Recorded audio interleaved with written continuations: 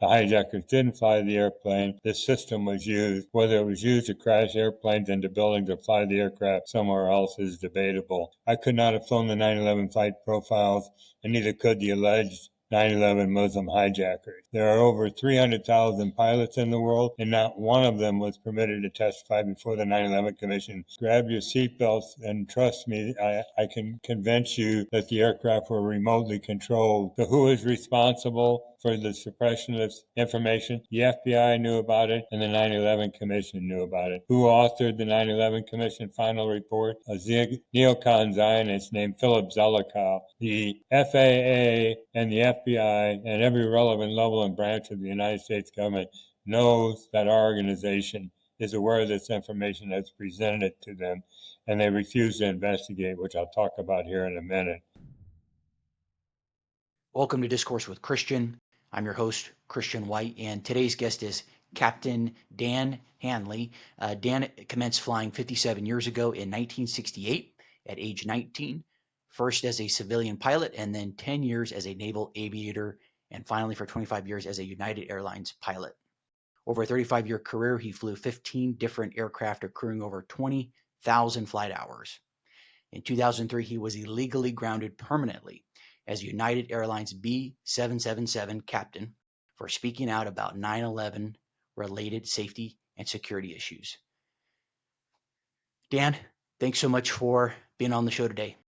Well, thank you very much for having me, Christian. And I gave you my resume. I mentioned my flight experience, not to boast about what I've accomplished in aviation as a pilot, but to make the statement that with all my experience, I could not have flown the 9/11 flight profiles, and neither could the alleged 9/11 Muslim hijackers.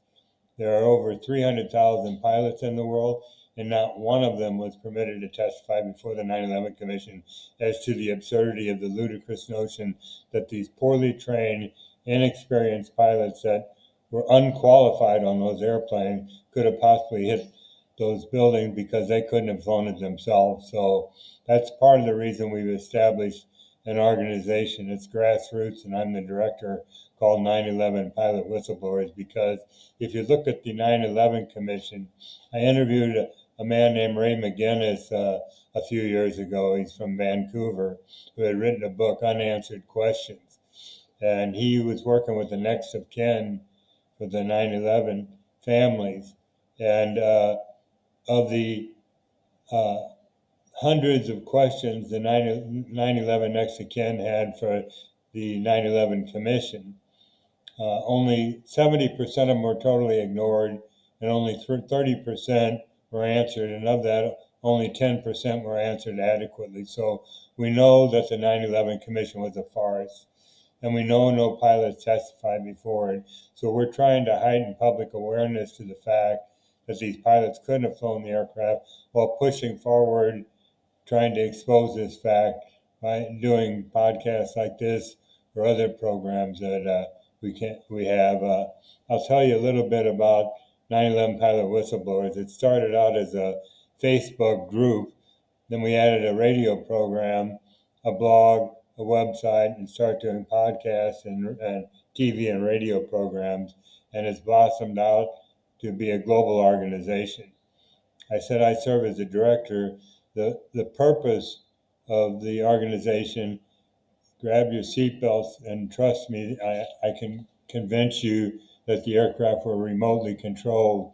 The purpose of the organization is to show that there were no Muslim hijackers controlling the 9/11 aircraft, but that the aircraft were electronically hijacked and remotely controlled through employment of a system called the uninterruptible autopilot that I'll explain in a minute, that prevents, that takes total, complete control of the aircraft autopilot and flight management computer, and guides the aircraft to wherever it wants to go, whether that's into a building, another airport, or somewhere else. So and once this system is engaged by an external force, the pilots cannot control the aircraft. They're along for the ride.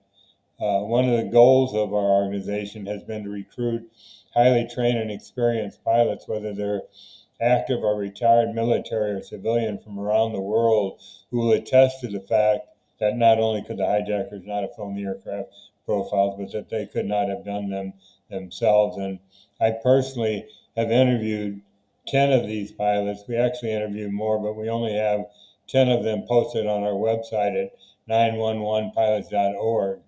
And you might want to write that down because I'll be covering material on our website. But we only posted 10 interviews because these pilots were all saying basically the same thing and giving the reasons why it was absurd that the government story was that these hijackers flew the airplane. Plus, YouTube was taking them down for hate speech. So imagine a pilot interview being hate speech. But anyhow, I lost my train of thought here for a second. Let me get into remote control and try to convince you that it's a very real system and it's very easy to remotely control a large commercial jet aircraft. The history of remote control goes all the way back over 80 years ago in 1944, when towards the end of World War II, the U.S. Army Air Corps launched Operation Aphrodite out of Europe, in the UK to be more specific. And what they did was take old B-17 bombers and gutted them out to lighten the weight of the aircraft so that they could load 30,000 pounds of Torpex, which is a highly incendiary compound, into the aircraft. Now, pilots were required to make the takeoff, but once they got airborne, they'd bail out of the aircraft, and these aircraft were remotely guided at targets in Europe. Now, this was 1944 that they were remotely guiding aircraft, and it's one of the first examples we have of a military drone aircraft. Now, I'm only going to cite 3 examples here, but keep in mind during this timeline that all throughout the decades, the United States has been further developing and refining this remote control of aircraft. But if you jump ahead 18 years to 1962, the United States was looking for a reason to invade Cuba and overthrow Castro. And the Joint Chiefs of Staff came up with an operation called Operation Northwoods.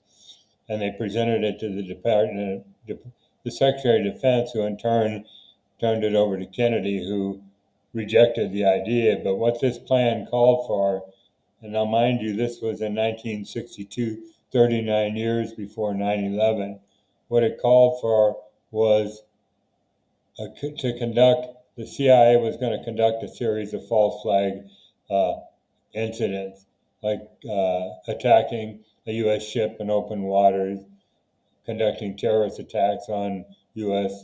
soil, attacking Guantanamo Bay, and blaming it on Cuba. But the biggie was they were going to fly a military aircraft by remote control over Cuba, blow it up and say that a Cuban MiG shot it down to justify their reason for invading Cuba and overthrowing Castro. Now, if that has a familiar ring, that's exactly what happened on 9/11. They used a remote-controlled aircraft to create a false flag event to justify their illegal and unwarranted attack or invasion of Afghanistan. I'll give you one more. If you jump ahead 22 years to 1984, 17 years before 9/11, FAA and NASA conducted a joint crash test experiment in a remote location where they took a big 4-engine commercial jet aircraft, a Boeing 720, loaded it up with crash dummies and cameras because they wanted to test crew and passenger survivability in the event of a crash landing. Now, they flew this commercial jet aircraft by remote control around the pattern several times before they intentionally crash landed it. And on our website, under the remote control page, we have a short film on that.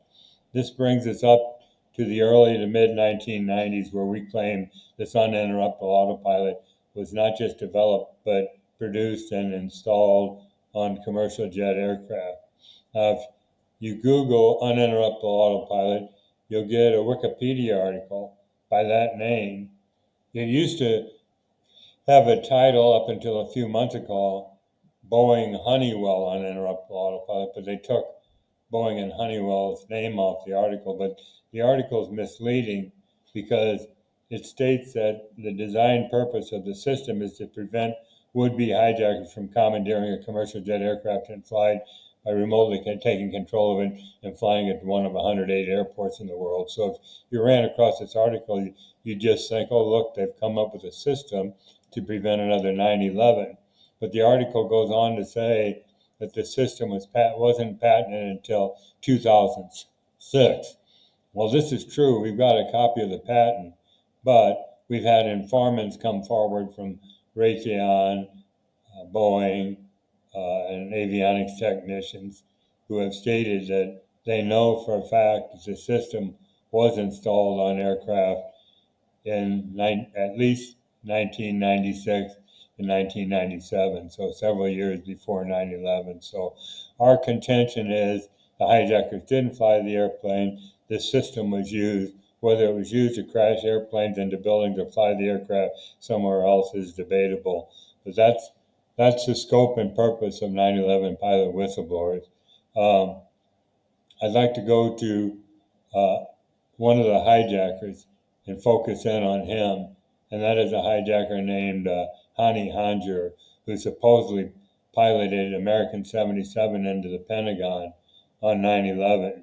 I'll give you some background information on him. He came to the States in the mid-1990s and took flight training.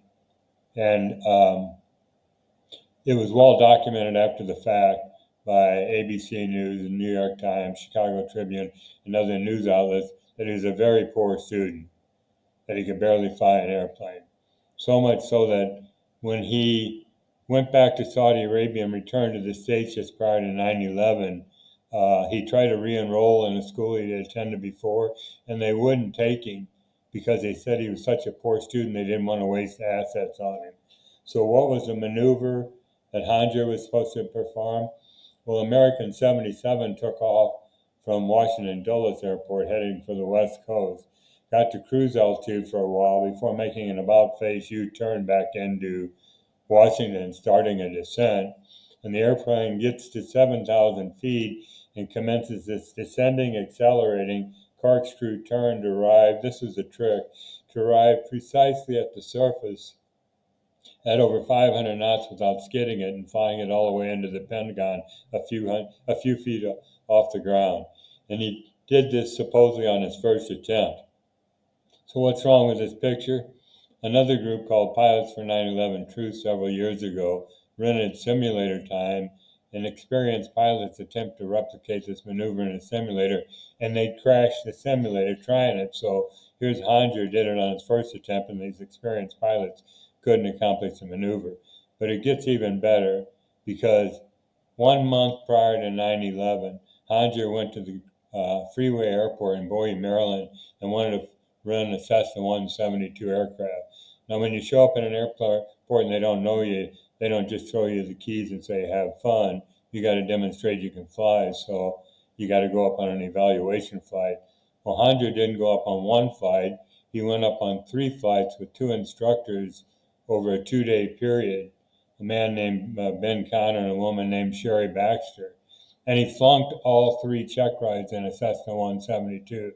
This man that was supposedly piloting a 100-ton Boeing 757 flunks 3 check rides. And they reported to the chief flight instructor at the airport, a man named Marcel Bernard, who I personally, with the help of other people, tracked him down. And he confirmed on a phone conversation with me that this was, in fact, the case, that he denied him rental after flunking 3 check rides. So what did Hanjour do 3 days later? He goes down to another fixed base operator, Congressional Air Charter, and goes up flying with a pilot named Eddie Shalev, who came back from his evaluation flight and said he was a good pilot. Now, after 9/11, a staffer from the 9/11 Commission and FBI agents visited these 4 pilots, the 3 at Freeway Airport and Eddie Shalev, and interrogated them.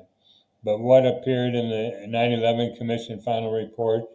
Only that Eddie Shalev was a good pilot. They suppressed the information that he had flunked 3 check rides on a Cessna 172. So who is responsible for the suppression of this information. The FBI knew about it, and the 9/11 Commission knew about it. Who authored the 9/11 Commission final report? A neocon Zionist named Philip Zelikow. And guess who he was? The executive director of the 9/11 Commission, who also denied 300,000 pilots access to the commission to testify. So the FAA and the FBI and every relevant level and branch of the United States government knows that our organization is aware of this information that's presented to them, and they refuse to investigate, which I'll talk about here in a minute. So we got all this information together and decided we had to go somewhere with it. Well, let me just sidetrack here for a minute. There's an organization called the Lawyers Committee for 9/11 Inquiry, and it's a grassroots organization. It's comprised of several U.S. attorneys, and they got together and with the biggest whistleblower organizations and individuals in the world regarding 9/11 and compiled 60 evidence packages and presented it to a U.S. attorney in New York, which compelled him to announce the convening of a grand jury investigation into their allegation that World Trade Center buildings 1, 2, and 7, and yes, there was a third building that came down on 9/11, okay, were brought down by controlled demolition and not by jet aircraft impact damages and the fuel fires that ensued. So we contacted the Lawyers Committee and said, hey, we'd like to jump on your legal bandwagon with our information that we have, this testimony from pilots, and present it to a U.S. attorney as well. Well, they were bogged down with other issues at the time and said, we can't handle your case right now. So what happened with our case? Well, it looked like there was not going to be any movement on it, so the Lawyers Committee took it to court and wound up, I'll make a chart, taking this case all the way to the Supreme Court. Now, mind you, 9/11 was the biggest crime ever committed on American soil in its history, and the Supreme Court refused their evidence, refused to hear their case. So when we saw that they were dead in the water, this was several years ago, we decided we were going to go, they went the legal route without success, we were going to go the political route. And we started a letter writing, emailing, and phone calling campaign, first with the FBI twice, and they said, we'll call you, don't call us back. So we went to the Transportation Security Administration. They said, it's outside our jurisdiction, go to the FAA or Boeing on this system. So after a year being stonewalled and arguing with the FAA about the system, who they acknowledged existed and claimed it was no longer on board commercial jet aircraft without proof, okay, we decided to write the FAA, and we were dealing with the FAA hotline people. We went to the FAA administrator, the Secretary of Transportation, and the Secretary of Transportation Inspector General, stonewalled, no response whatsoever. So we thought, well, this is a crime. We're taken to the Justice Department. So we went over to Attorney General Merrick Garland, the Assistant Attorney General Criminal Division, and the FBI director saying, hey, a crime's been committed. Here's the evidence. The FAA won't cooperate. We feel you should collaborate with them, and they should cooperate with you in investigating our allegation that these aircraft were electronically hijacked. Again, a stonewall. So we even went to the Director of National Intelligence, a woman named Avril Haines, who totally ignored us, even though we filed a 6-page report to the Director General of the Director General of the intelligence community, who didn't respond as well. So I personally wrote a letter to Biden, knowing he wasn't going to read it, but hoping that maybe his staff would, saying, hey, look, we spent several years with your administration without success getting anywhere with this case. We're going to take it offshore to foreign governments, see if they would be interested. Those might have a more interest in the story. So I live in Islamabad, Pakistan. I've been here for 15 years, and no, I'm not hiding out over here. fell in love with, so I married a Pakistani 15 years ago, and I've been here ever since. So, living in Islamabad, the capital, I wrote a letter to the Prime Minister. And why did we go to the Muslim community? Because we believe that outside the victims and the next of kin of 9/11, no other group of people on the planet Earth has been more harmed than the 2 billion Muslim community. And we thought that they would be very receptive, that our mantra that there were no Muslim hijackers at the controls would ring well with them. So I went to Imran Khan also because Pakistan, people don't realize, suffered the greatest loss of life due to terrorism. I mean, there's other countries that experienced a greater loss, but they lost 70,000 people to the tune of $150 billion in this poor country. So we thought they'd be receptive to the information we had. So I was told I had to go to his military sector to get to him. And long story short, I had a meeting in March of 2022 with the Inter-Service Intelligence, uh, which is their CIA, their intelligence apparatus here in Pakistan. And they took down all my information, said it'd be very helpful to them. They were going to do a documentary with me. And the very next month, Imran Khan, the prime minister, was ousted from office, and political turmoil ensued, and that was the end of that.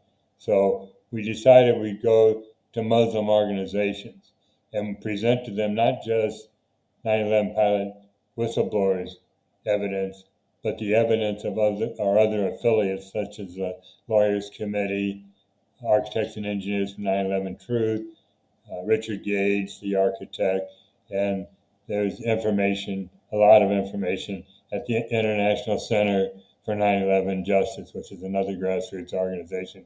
We said, look, we've got all this information. If you would at least consider establishing an international commission for 9/11 inquiry, a Muslim a Muslim 9/11 commission, International Muslim Commission for 9/11 inquiry. And initially, I was able to get through to the phone on the Organization of Islamic Cooperation, which is the United Nations of the Muslim world, representing 57 Muslim countries, and they shut me down. They wouldn't. They wouldn't answer. They wouldn't respond to phone call messages I left for them, emails, or letters, because we thought if we could get all this information to the right Muslim organization and they could publicize it to the 2 billion Muslims, that the public outrage would be such that there would be some kind of revolt, or not a violent one. That's not what we were preaching. We just wanted people to stand up and speak out. And when that failed, we went to the that organization was in Jeddah, Saudi Arabia. There was another organization in Mecca called the Muslim World League. We went to them, same response. Well, there was no response. So we went to the European Muslim League, the Council on Muslim Elders, and a number of organizations worldwide, and we still didn't get a response. And this was over a couple year period that we were petitioning them. I even went to Malaysia in December and met with the Malaysian External Intelligence Organization, which is their CIA, two agents at a remote location, and did a data dump on them as it relates to Malaysia Air 370, the Boeing 777 that disappeared over the Indian Ocean several years ago, because we believe the uninterruptible autopilot was employed on that flight as well. So they took all the information and said they'd get back to me. And this was 6 months ago, and they haven't done that yet. So we're following up with that organization, with that government. So after exhausting what we felt was all possible outside organizations and governments, we even went to China and Russia because there are other aircraft incidents that we say this system was employed to bring aircraft down. But after exhausting all these possibilities, we decided to give the Trump administration a chance to respond. So starting in January, we wrote letters to the Attorney General, Pam Bondi, Kash Patel, the FBI director, the Director of National Intelligence, Tulsi Gabbard, and others, and we're getting the same stonewall. As a matter of fact, 2 days ago, I personally sent an email to those people and copied all these Muslim organizations on it, saying, hey, what gives? We thought you would be receptive to our information because the Biden administration stonewalled us. And to date, they haven't responded. So I mentioned January of this year. Let me mention a man that came into my life here in January. He contacted me. He's a highly successful businessman, U.S. businessman and entrepreneur, who's the CEO and managing director of a company called Takata Nano Group. It's a company based in the Czech Republic. It's actually throughout Europe that deals in nanotechnology. Now, Carl was very active in the 9/11 Truth Movement, starting with 9/11 and up to about 2006 when he moved to Europe. He moved his business to Europe. Well, he is a highly intelligent and knowledgeable individual. I've got to know him over the last 6 months, and I bring him up because he's going to spend multi-million dollars. His group, which is comprised of ex-CIA and current CIA and other informants around 16 time zones, they've compiled all this evidence and information that he's going to file a RICO lawsuit out of Washington, D.C. And if you're not familiar with RICO, it's a racketeering influence corrupt organization.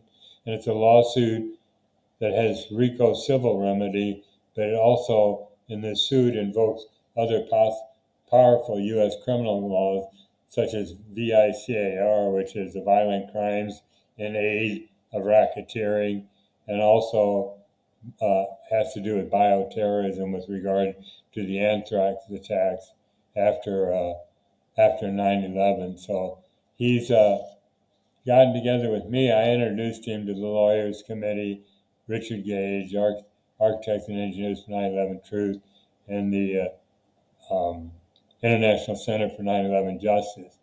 But also, people don't realize, or maybe you do, that Senator Ron Johnson, a Republican senator from Wisconsin, is pressuring Congress to open up an independent 9/11 investigation that would take into account all these questions that went unanswered by the 9/11 Commission, all these groups out there that have evidence, to bring it before a 9/11 Commission. And he's working with 20-year former Congressman Kurt Weldon, who I'm in touch with both of them, who is also pushing for Trump to launch this independent investigation. And when I say independent, they want a commission that isn't comprised of a bunch of political and bureaucratic yes men, such as we saw in the original commission, but it would be comprised of experts in each area, such as architects, pilots, etc., firemen that heard explosions, etc. But me privately and personally, I'm even hesitant to admit this, but I'm not overly confident that they will be successful, only because we believe that 9/11 was planned and executed by Zionist members of the governments of Israel, the United States, UK, and others through collusion between Mossad, CIA, MI6, and others. And we don't believe, because U.S. Zionist elements were involved, who are still in control of Washington, would entertain the idea of investigating themselves. So, but we're sticking with them, but we're pinning our hopes on Carl Schwartz's success, and we're grabbing onto his legal coattails. I'm in touch with him every day. And he just wrote a letter to Pam Bondi, the Attorney General, the Assistant Attorney General, Criminal Division, and the FBI Director, explaining to them how they failed us as a government to date, and going into detail about this lawsuit in hopes of rattling their cage. I've also did the same thing with those same offices saying, hey, I'm working with Carl Schwartz. Would you please answer us? So that's basically where we are with Carl Schwartz and our organization. I wish I had time for questions and answers, but I'll mention one thing. I wrote my memoir, which is my life from the time I was a little kid up till present, and it's called Grounded, Memoir of a 9/11 Pilot Whistleblower. And it's not out yet, but my editor created a website at 911pilots.us. If you go there, you'll have information on the book I've written. And I'll mention Philip Marshall because probably no one's ever heard of him. But he is our organization is dedicated to Philip Marshall, who was a career airline pilot. He was a United Airlines 767 captain that had written two books on 9/11. One was called The Great Bamboozle, and the other one was called 9/11 False Flag. And he was about to publish a third book, and he told his ex-wife and his neighbors he was being threatened not to publish the book. And sometime later, his neighbors found his family dog and two teenage kids shot to death in their California home, and Philip had a bullet to the head. And the investigation didn't go any further than the local sheriff's department, who claimed it was a murder-suicide, that Philip had shot his kids and the dog and then put a bullet to himself because he was distressed over his divorce. Now, the California Attorney General, not that this means anything, who wouldn't investigate this case any further was a woman named Kamala Harris, if you know who she is.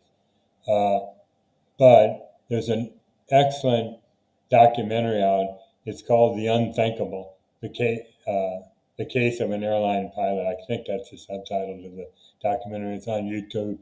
I strongly encourage you to go out and watch that documentary. It's not all that long, but it's professionally done and it's loaded with facts. And see if you don't agree that it was a deep state hit, that they had to silence Philip Marshall. So some people say to me, aren't you afraid? Well, I say I'm not a threat because I'm still alive. Because we all know that if a whistleblower in the United States comes too close to the truth and the government can't silence him, they kill him, whether it's the CIA, FBI, or some other organization. And they say it was a suicide or died of natural causes or a mysterious death. So I've been rambling on here now for a half hour. Christian, do you have any questions or comments you want to make? Absolutely, I do. The first one is, well, for starters, very alarming that you have people in these alphabet agencies and such involved with some capacity.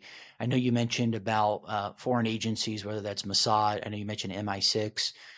Have you been able to peel back the onion a bit as to individuals I mean, obviously the rationale is regime change, and we can go down that rabbit hole as far as, entities that stand to benefit from regime change, things of that nature. But could you perhaps shed light, if possible, on individuals or to get more granular on that? I'm just trying to better understand the nature of it because it sounds fantastical, but I'm also not surprised given what I have come to learn about this world.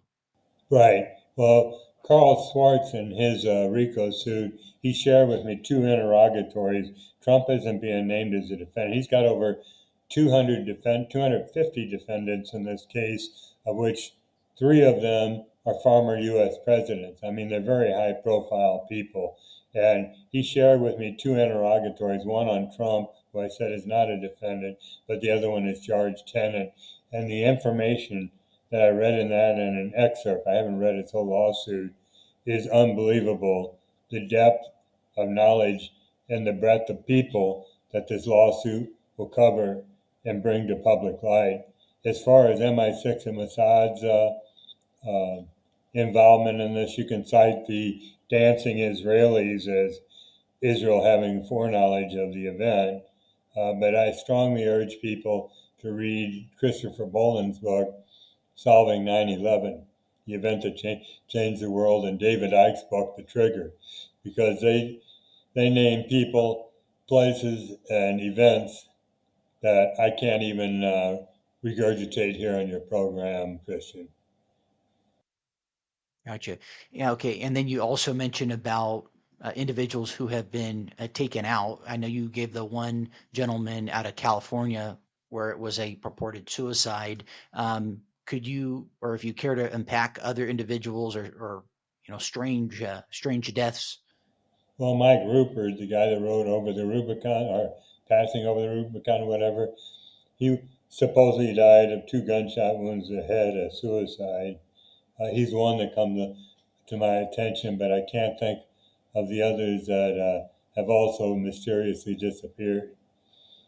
But I personally have not received any threats from any agency or individual for what I'm saying and doing, and I'm very public and vocal about the information I have.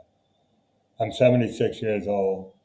I don't need to be doing what I'm doing, but I know too much about the lies of 9/11 to remain silent, and there are thousands of other people out there like me who are still speaking out 24 years after the fact because we want justice. Because you got to realize 9/11 was designed by the New World Order folks to usher in the New World Order, to enable them to pass the NSA, and not pass, but enable them to wiretap us, the NSA, Homeland Security, the Patriot Act, suppress the people, suppression of the press.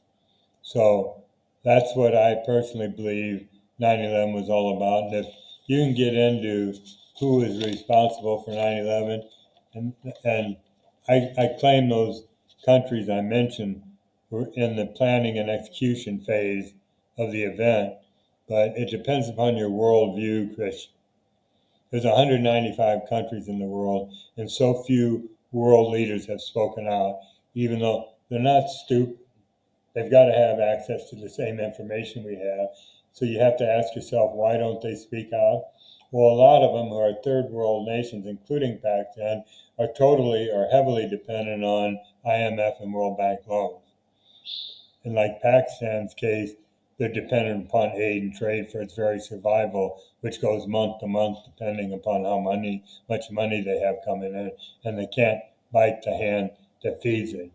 But if you want to believe that there's a much bigger group of people in the world that actually pull the strings and control what goes on with world governments, whether you want to believe it's the bloodline families, the Jesuits in the Vatican, the Freemasons, the Committee of 300, the Bilderberg, Illuminati, Rothschilds, Rockefellers, the Council on Foreign Relations, the list goes on and on.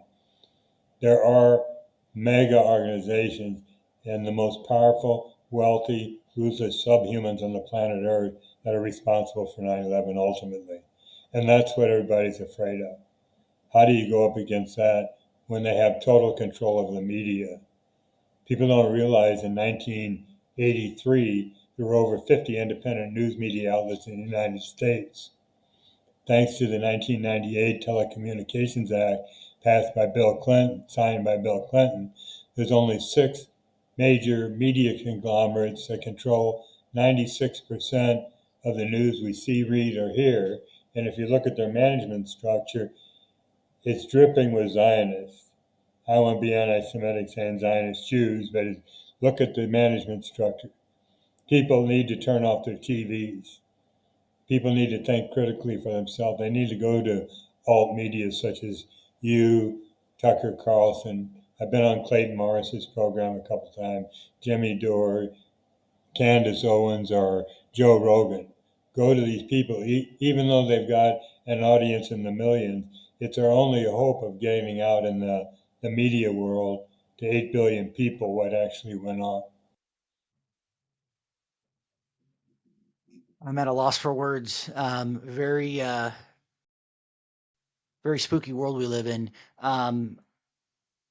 Dan, how can people learn more about you and get in touch with you? Okay, learn more about us. That website is 911pilots.org. And the YouTube channel we have is 911 Pilots, but who controls YouTube? They shut me down, basically preventing me from, not Microsoft, Google owns YouTube. And I can no longer upload videos on our video platform. I can't reply to comments made. They took my photo down. So I just started a Rumble channel, or we did, and we're uploading videos onto that. It's got a 911 Pilots, it's called. Uh, but as far as contacting us, on our website, there's a contact us page. Just click on that. There's an email address there, and you can contact actually me personally on that email. And I'm available for podcasts because, like I said, I didn't mention, but just in the last month, I had 83,000 Twitter followers, and Twitter has denied me access to my account. I've appealed it with no success. And Facebook, I had 5,000 friends, which was the maximum number you can have on Facebook. And I had about 1,500 followers. They just arbitrarily closed my account, said I can't appeal it any further. So that shut me off from a big communication link I have with the public. And I'm scrambling, or we're scrambling to come up with other options. I said I was on Clayton Morris's redacted program twice. He's close friends with Tucker Carlson. And I talked to him and said, hey, can you put in a good word for me? Because what we need is media exposure. Because too many people still believe the official story.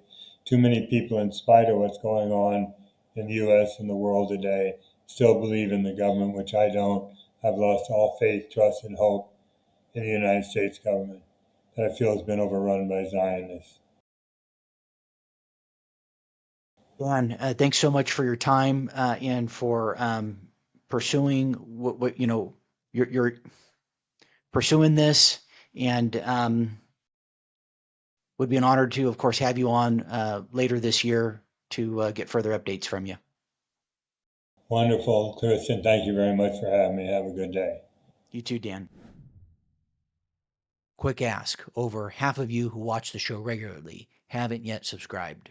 If you've enjoyed the show, you're finding value in it, subscribing is really the best way to support the channel. It's, of course, free. It literally takes 2 seconds, and it lets the algorithm know that this content matters.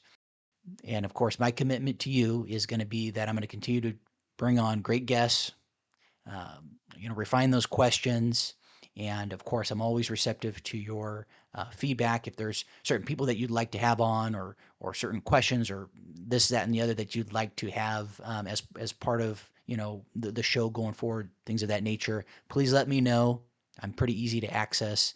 Anyhow, that's my commitment to you. If you can subscribe, that would mean a lot. Thanks.